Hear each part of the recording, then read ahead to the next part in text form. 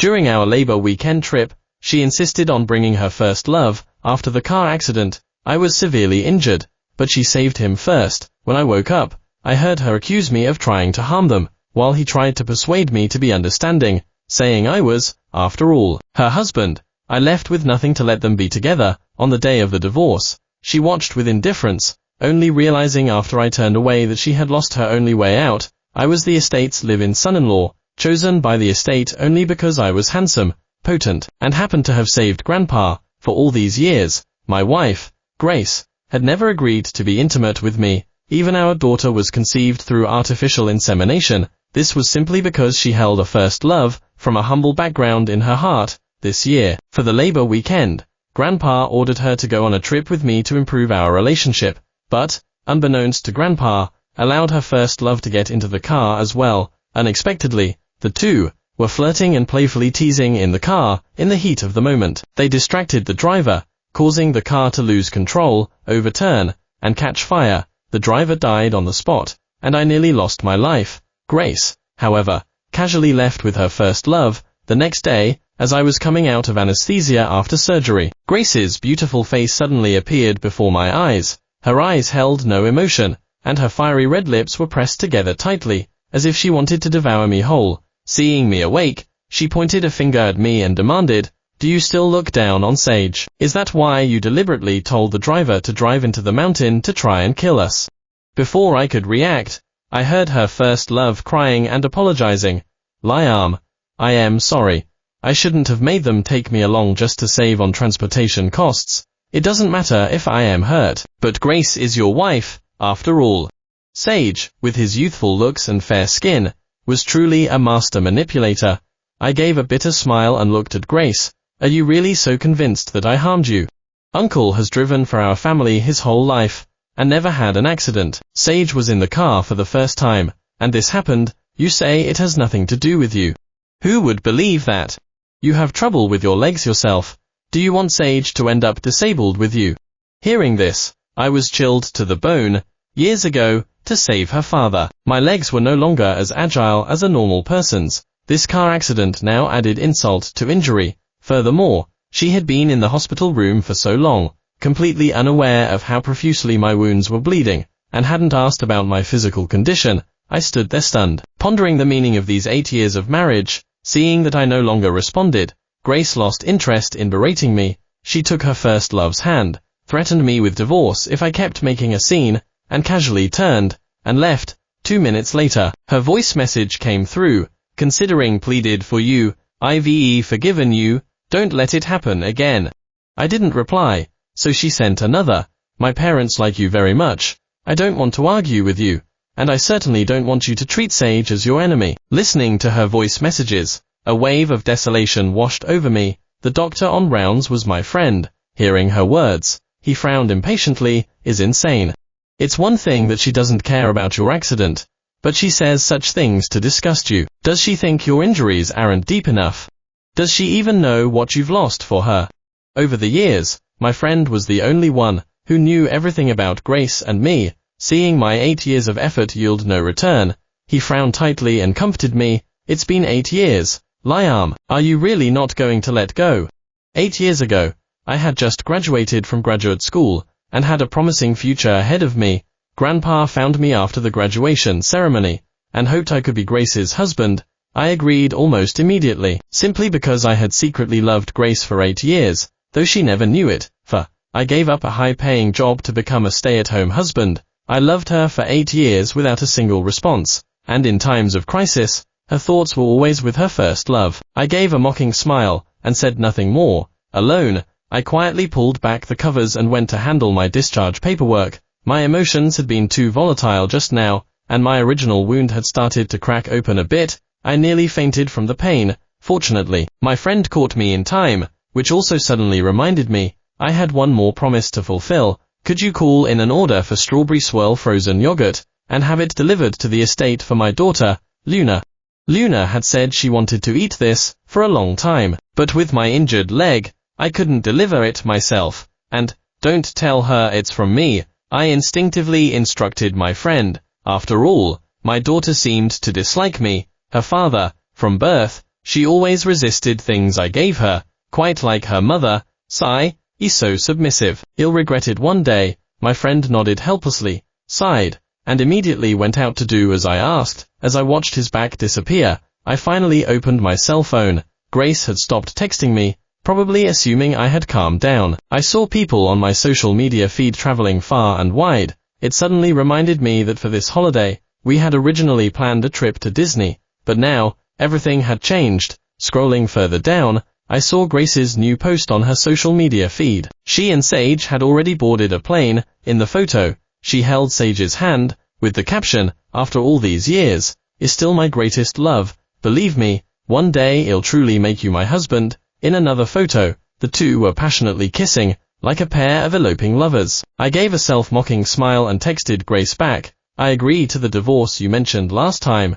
Grace didn't reply to my message, and she spent 7 days out enjoying herself before finally returning. Every day, I saw their updates on my social media feed. They went to a desert, where they made a promise to stay together forever in front of countless ancient monuments. They also visited mountain meadows, romantically kissing beneath sacred snow-capped peaks. All the enthusiasm and love she didn't give to me, Grace gave to Sage. When she returned, Grace was still beaming with a happy smile. Seeing my pale, sickly face, she instinctively frowned, her smile immediately vanishing. She told me to take a shower first. I nodded indifferently and walked past her. When I came out of the shower, she was still sitting on the sofa, with a few cheap souvenirs on the table. She lifted her chin slightly and gestured, "Here, these are for you. Tomorrow, tell my dad we bought them on our trip.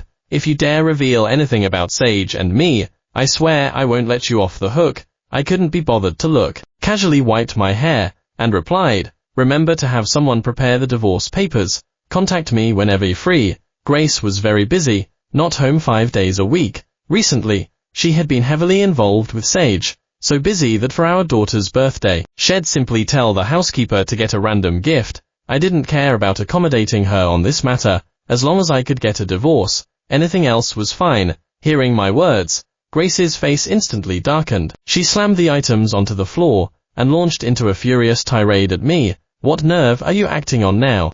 You knew I loved Sage before we got married. Didn't you choose to endure this suffering yourself?" "You're right, I brought this suffering upon myself." I cut her off before she could continue her scolding. Grace was stunned for a moment. Perhaps sensing my seriousness, her expression finally softened a little. "Stop acting up. Where would you go after you leave me? Besides, you love Luna so much, would you really abandon her?" Grace casually picked up a small box nearby and opened it. Inside was an engraved wooden plaque with my name on it. "I don't want Luna either." I cut her off before she could speak further. Grace froze for a moment, her eyes suddenly turning red. Half a month ago, it was the estate's family dinner. Luna didn't see Sage at the dinner, and kept calling me, crying, "Daddy, why didn't you let Uncle come play with me?" My daughter's childish cries came from the other end of the phone, and I instantly felt like I'd been plunged into an ice-cold abyss. She hadn't contacted me for a month, and when she finally remembered me, it was to demand where I had sent her uncle. She was 6 years old this year, and hadn't been by my side since she was a month old. Grace rarely let her interact with me. If anything happened, she always called Sage to handle it. Grace was right. Sage was more like her mother than I was. In the end, only when I promised to buy her strawberry swirl frozen yogurt did she reluctantly stop crying. For all these years, I loved this daughter the most. When I found out she hated me just like her mother, I finally couldn't take it anymore. Hearing my words, Grace's face became unsettled. "I can't believe even Luna despises you so much. I shouldn't have come back tonight just to deal with your mood. You want a divorce, do you? Then you just wait."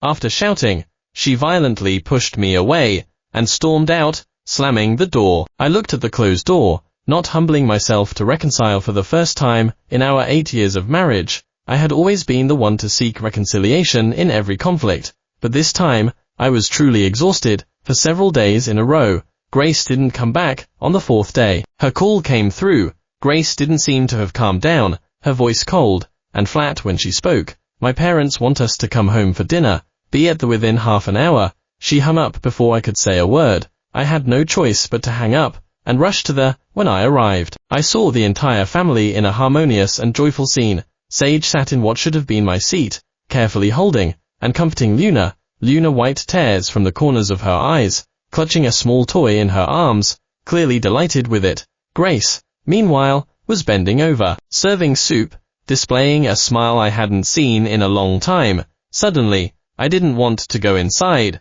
They looked like a real family, Mr. Liam. It was the servant from the old estate who spotted me, and everyone's eyes turned towards me. Grandpa shook his head in disappointment. Seemingly accepting the scene, I feigned composure, saying with a forced smile, "Isn't there already a Mr. Liam here? Why call me back?" Silence fell. Grace and I locked eyes. I gave her a scornful smile. "Ms. Grace doesn't want a divorce. Has she discovered she's fallen in love with me, and can't bear to divorce?" At my words, Grace's brows knitted tightly together. "Can you stop being so crazy?" I retorted without hesitation, either one acting crazy. Grace was furious and roared, "If you dare humiliate me today, I'll divorce you tomorrow, believe me. No need for you to bother. Well, divorce today."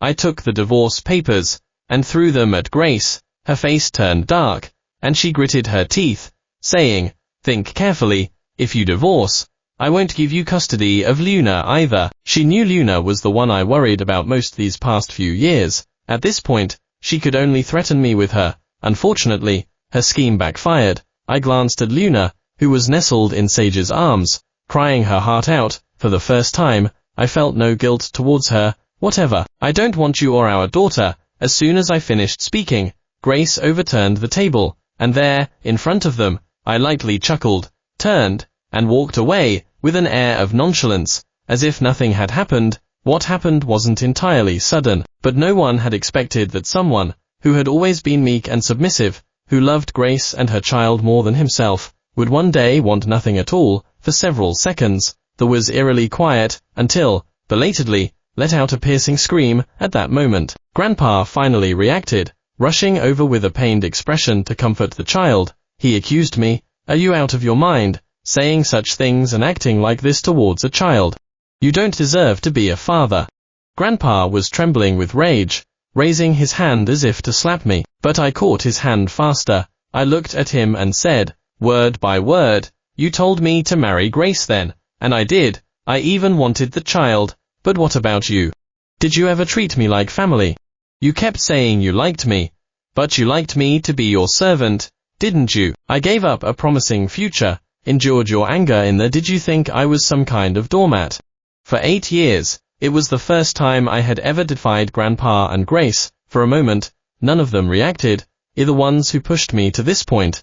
I said, my face cold. Finally, everyone completely fell silent. I said to Grace with a mocking smile, "Since you want to act like a doormat, go right ahead. Being with a master manipulator, it'll be a perfect match." With that, I ignored their pale faces and turned to leave. For 8 years, I had endured so much. In the end, I had nothing, and even my own child kept saying she didn't want me. From now on, there was nothing left for me to cherish. As I walked out of the Vance Estates gate, and was about to start my car, Grace ran out after me. I steeled myself, and pressed the accelerator. This divorce, I truly had no choice, but to go through with it.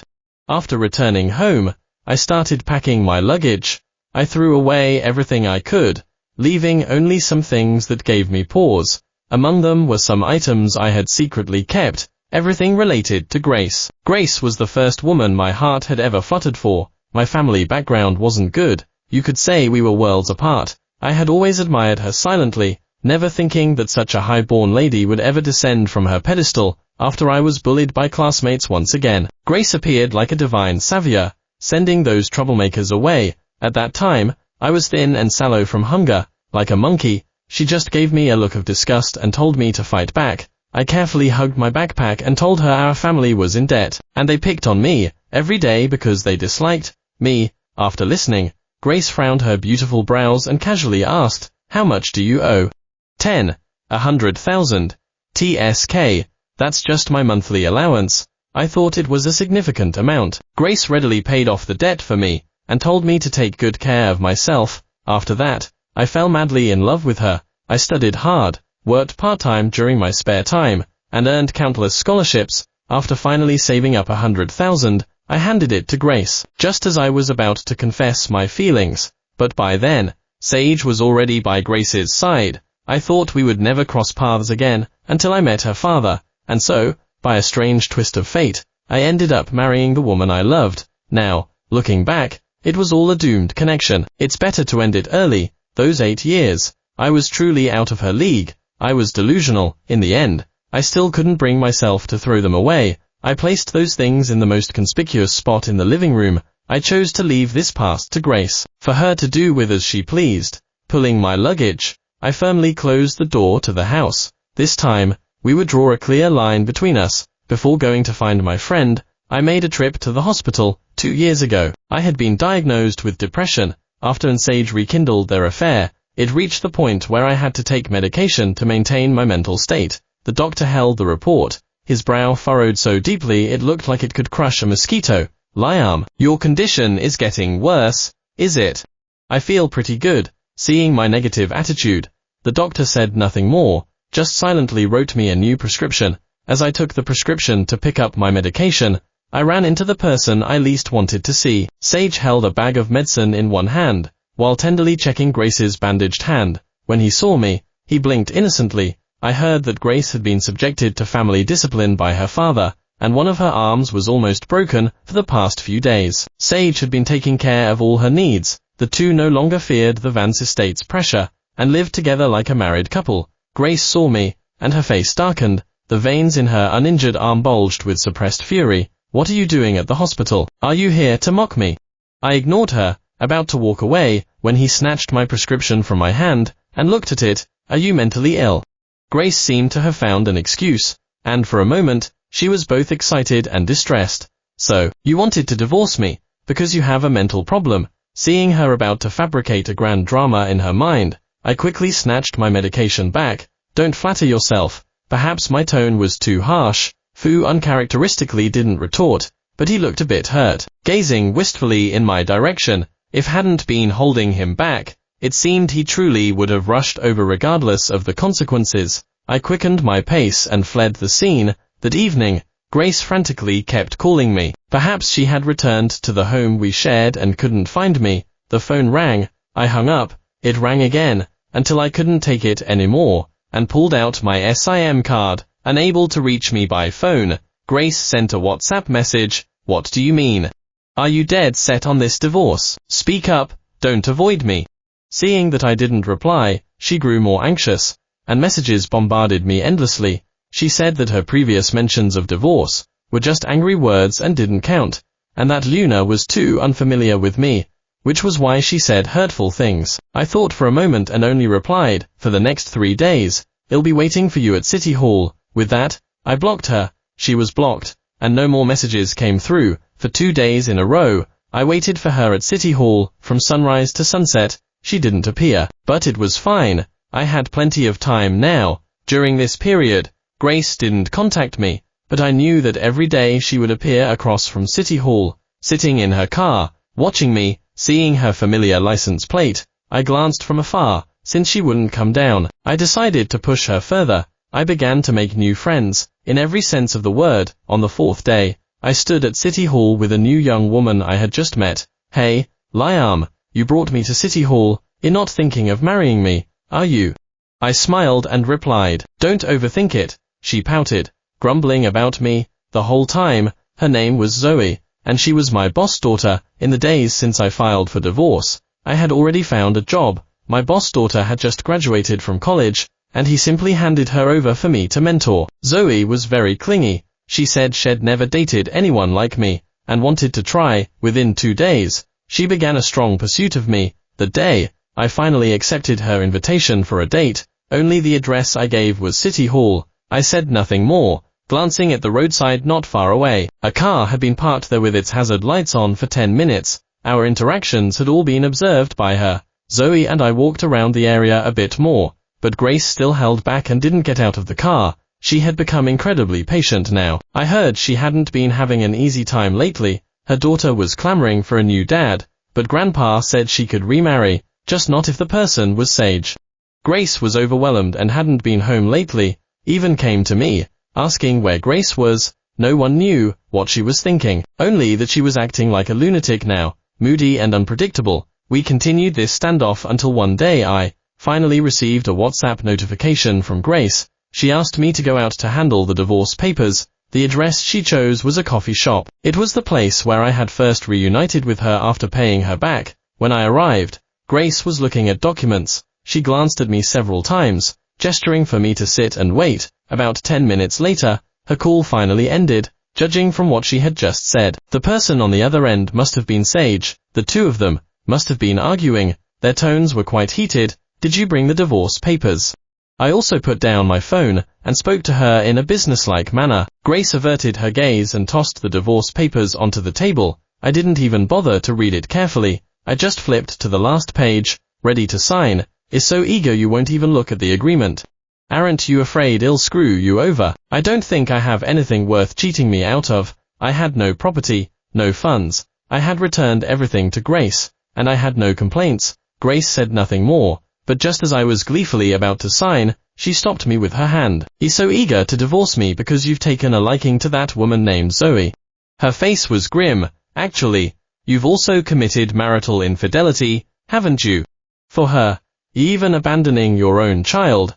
I had just accidentally glimpsed a corner of the agreement. It clearly stated that custody of the child belonged to Grace. I, the biological father, was not permitted to visit the child without permission. I didn't care about that, but there were some things I needed to clear up. Do you think everyone is like you, and enjoys marital infidelity? I looked at her mockingly, saying without mercy, you love doing that kind of thing, but I don't. I won't be controlled by so-called instincts. It was shameful to admit, but after so many years of marriage, I was still a virgin. In this life, I had only loved her. Since she wouldn't be intimate with me, I never sought out anyone else. Grace hadn't expected that I really hadn't done that kind of thing. After a long pause, she gritted her teeth and said, as if granting a favor, blaming me for not wanting to do that kind of thing with you, aren't you? Then let's go to a hotel right now. No need. I decisively refused her invitation. After all, Grace held no interest for me now. What do you mean? I am practically offering myself to you, and you don't want me. Grace was infuriated, and, in a fit of pique, threw out all the evidence that I had once loved her. You've been my doormat for so many years, and now you can finally get what you want. Why don't you want it? I replied with a forced smile. Grace, you're making yourself look cheap.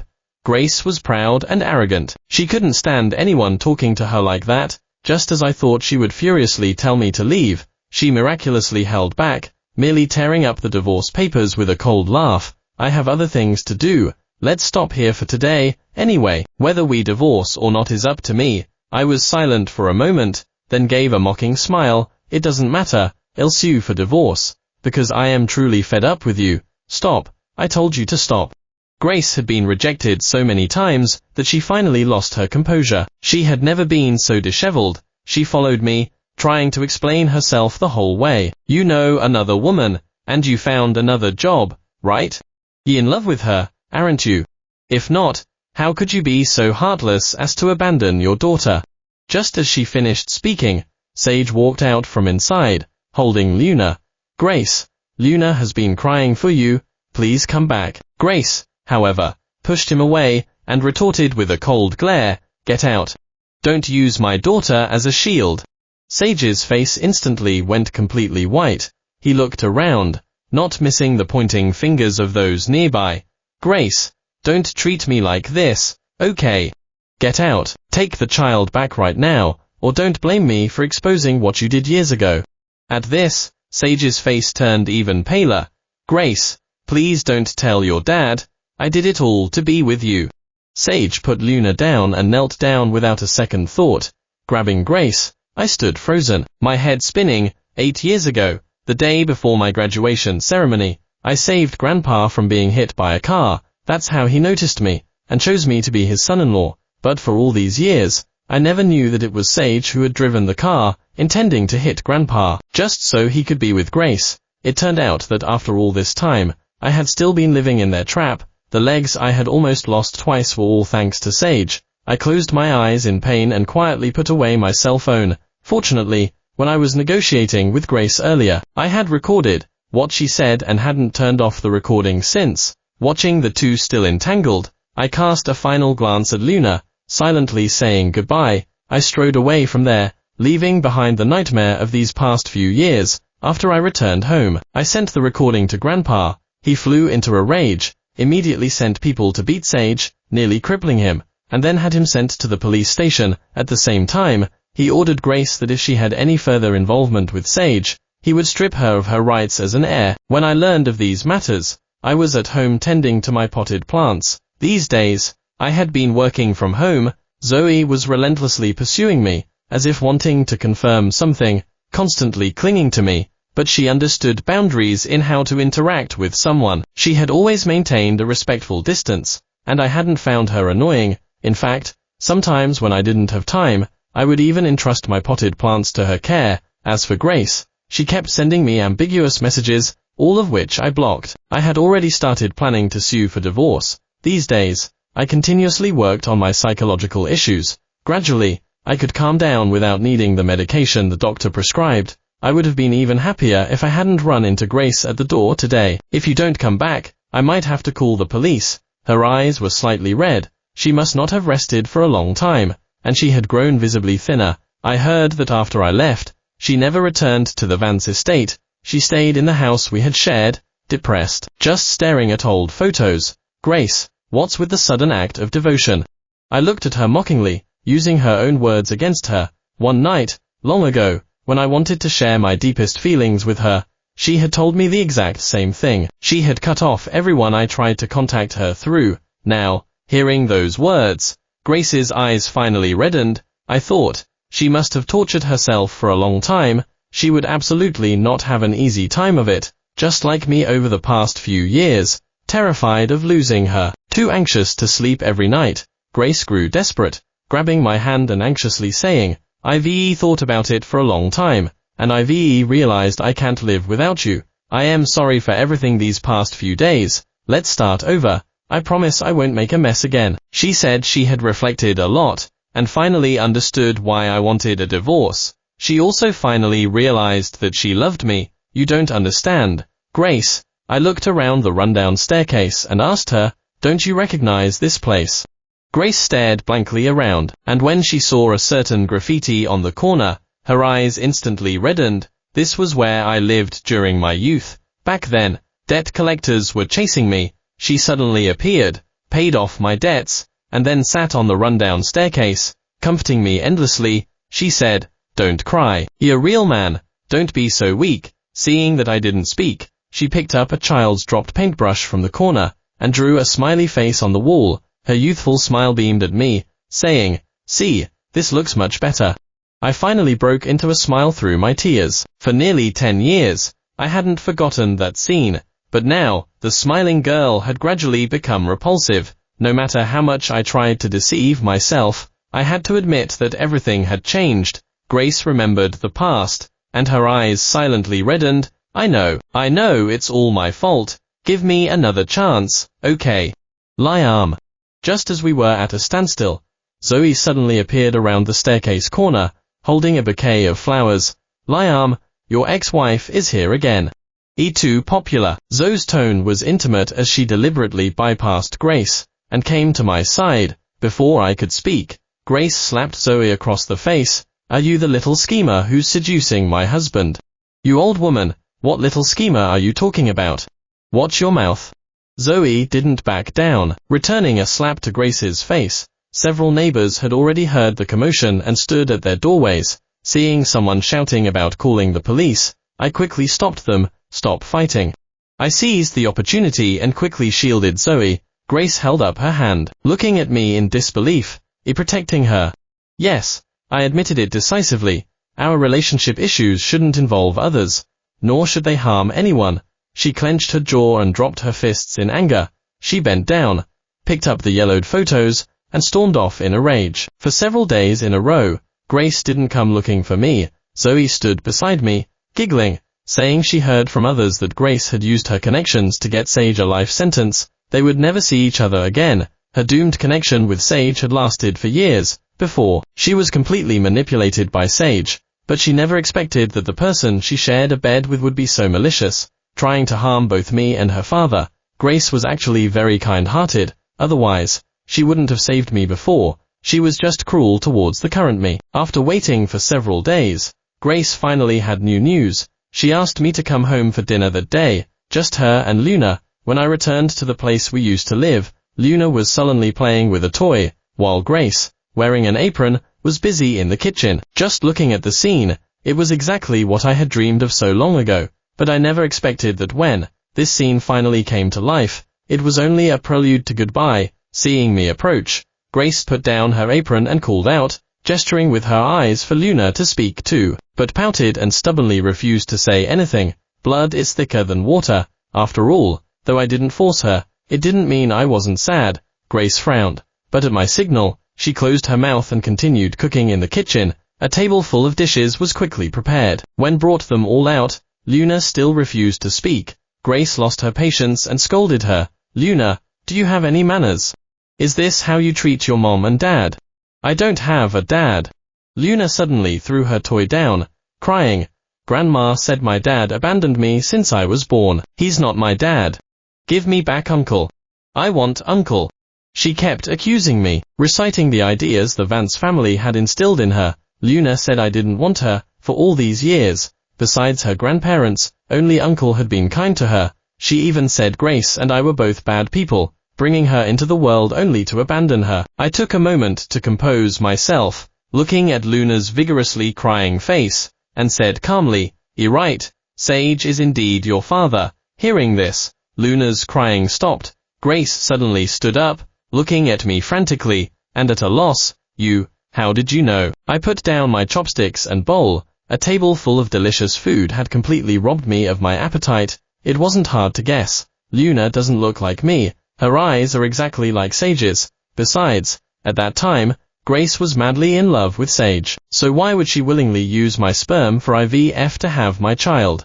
I looked at Luna, explaining things to her one last time. I didn't abandon you. If you don't acknowledge me as your father, it's fine, because I am not your father to begin with. After saying that, I turned and walked out the door. Grace tried to chase me, but King Kong held her back tightly, and she could only watch me walk further and further away. With the last secret revealed, I finally felt liberated. After this commotion, Grace finally understood my mind was made up. After crying in front of me, she finally agreed to divorce. At City Hall, she cried as she stuffed those photos into my hands, telling me to take them no matter what, and not to abandon our past beautiful memories in front of her. I pulled out the yellowed paper, and read some of the sentences aloud to her. The world may change, but my love for you remains steadfast. Just that one sentence, and our eyes welled up. There's no such thing as love remaining as it was at first. In the end, people can't stay true to themselves, and drift apart. I stuffed all those things into the trash can. I don't hate her, because without her, I wouldn't be who I am today, but I also couldn't love her, because all these years of pain were caused by her. Grace frantically tried to retrieve them, but a gust of wind scattered everything. Later, I quit my job, and moved to another city. This place held too many memories, both beautiful and unbearable, and I simply couldn't stay there at ease. In the divorce papers, Grace gave me a substantial amount of property. I hired a specialist to manage a portion of it, so I wouldn't have to worry about financial matters anymore. As I boarded the plane to another city, I looked down at the land below. Finally feeling relaxed, I pulled my gaze back, and out of the corner of my eye, I saw a familiar face. Zoe. I frowned slightly. It was a bit surprising to see her on the plane. What a coincidence, she said with exaggerated surprise, but her expression suggested she had the upper hand, making it seem less like a chance encounter. Before I could speak, she pulled out a contract and said, "I've registered my own company, right in Riverton. Come work for me." Riverton was the place I was headed to. I was a bit surprised. She leaned closer and asked, "I wonder if you still remember, during the national programming competition, you mentored a chubby girl." I paused for a moment and nodded. Although I didn't know the girl's name, she was very smart and left a good impression on me. She pointed to herself, and said, "The chubby girl was Zoe." Seeing my silent expression, she smiled awkwardly. Girls blossom as they grow up, becoming more beautiful. That's how she excused herself. I smiled and said nothing, letting Zoe try to save face. I knew she liked me, but I couldn't respond to her right away. It's okay if you don't respond right away.